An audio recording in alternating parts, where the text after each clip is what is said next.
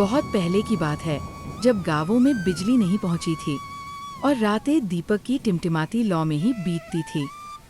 दूर पहाड़ियों के पास बसा था एक छोटा सा गांव, छोटा कुंडी। गांव में मुश्किल से 40 से 50 घर थे, लेकिन वहां की मिट्टी में अपनापन था और लोगों के दिलों में सौहार्द। रामू उसी गांव का एक ईमानदार लकड़हारा था। दिन भर जंगल से लकड़ियां काट कर लाता और गांव में बेचकर अपने परिवार का पेट पालता। उसकी पत्नी गौरी मेहनती थी, पर कभी कभी गरीबी की वजह से ताने देती थी। रामू, सब दिन जंगल में घूमते हो, कुछ बड़ा क्यों नहीं सोचते? रामू सिर्फ मुस्कुरा देता, क्योंकि वह जानता था पेट भरने की जद्दोजहद में सपनों को बहुत छोटा करना पड़ता है। रामू के 2 बच्चे थे, मोहन 10 साल और बेला 7 साल। दोनों सीधे सादे और जानवरों से बेहद प्यार करने वाले।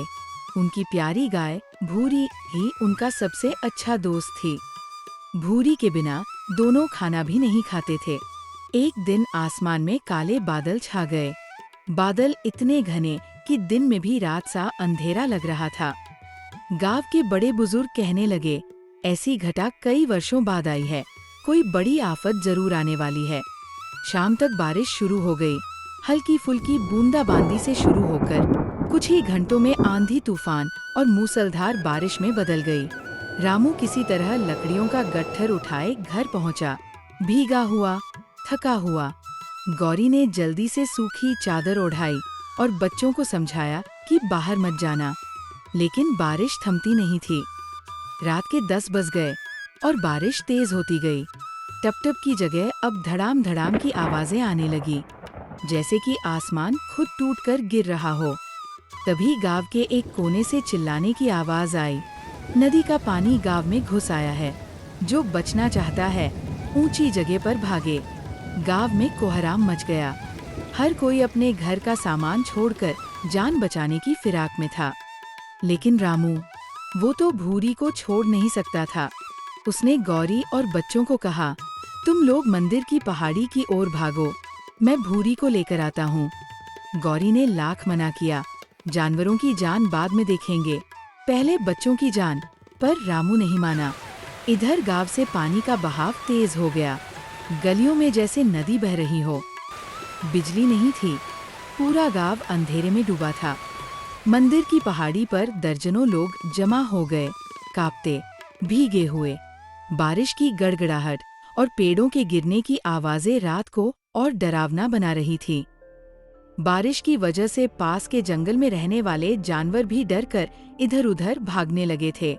एक बाघ बबर, जो पहले कभी इंसानी बस्तियों में नहीं आया था, आज डर और भूख के कारण गांव की ओर चला आया।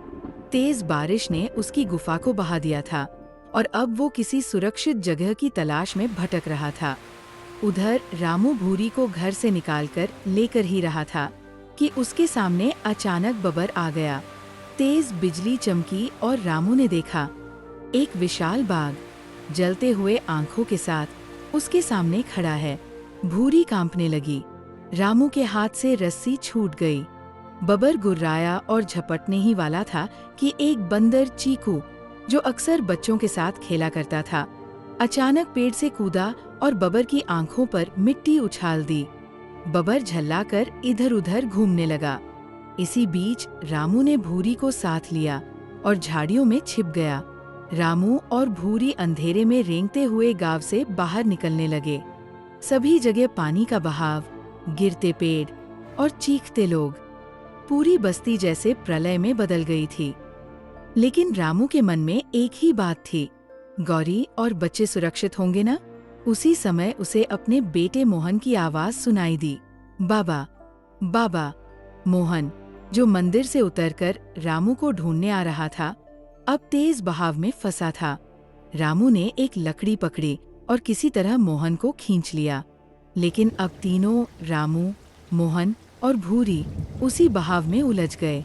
इधर चीकू बंदर गांव में इधर-उधर जाकर लोगों को आवाज दे रहा था और संकेतों से ये बता रहा था कि रामू खतरे में है। बच्चों ने भी गांव वालों से गुहार लगाई, पापा और भूरी को बचाइए। गांव के कुछ बहादुर युवक एक नाव और रस्सी लेकर बहाव में कूद पड़े। चीकू उन्हें रास्ता दिखा रहा था। बारिश अब भी थी, लेकिन अब गांव एकजुट था। इंसान, जानवर और प्रकृति सबने मिलकर उस रात लड़ाई लड़ी। अगली सुबह जब सूरज निकला, गांव तबाह था। कई घर बह चुके थे, पेड़ टूटे पड़े थे, लेकिन एक उम्मीद बची थी। रामू, भूरी और मोहन सुरक्षित थे। रामू को चोटें आई थी, लेकिन चेहरे पर मुस्कान थी। भूरी की पीठ पर मोहन बैठा था और चीकू उनके कंधे पर।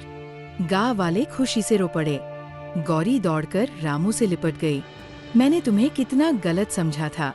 तुम सबसे बड़े इंसान हो। उस भयानक रात ने सबको सिखा दिया कि प्रकृति से बड़ा कोई नहीं, लेकिन जब इंसान, जानवर और प्रकृति मिल जाएं, तो सबसे बड़ी आपदा भी हार जाती है।